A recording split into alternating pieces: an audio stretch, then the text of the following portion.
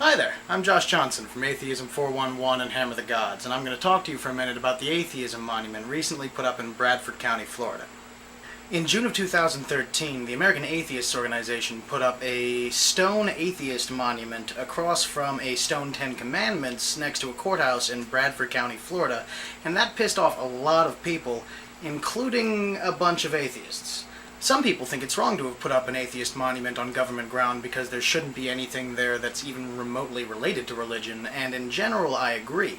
But what many people don't know is that the American Atheists actually sued to get the Ten Commandments removed altogether, and that they only went for the atheist monument when it became clear that the local government was going to be unconstitutional and recognize the Judeo-Christian religion over every other religion and allow the Ten Commandments.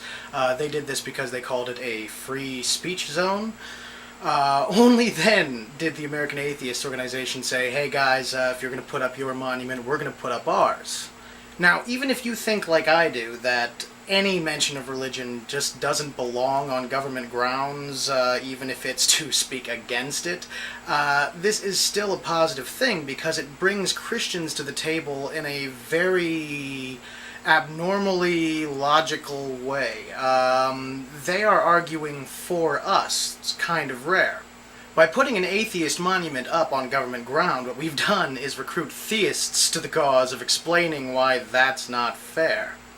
You can make a solid argument for why there shouldn't be anything even remotely related to religion on government property, and now the believers in God are starting to make that argument for us, except now they ended with, I don't mean that for when you agree with me, that's just for people who believe other things.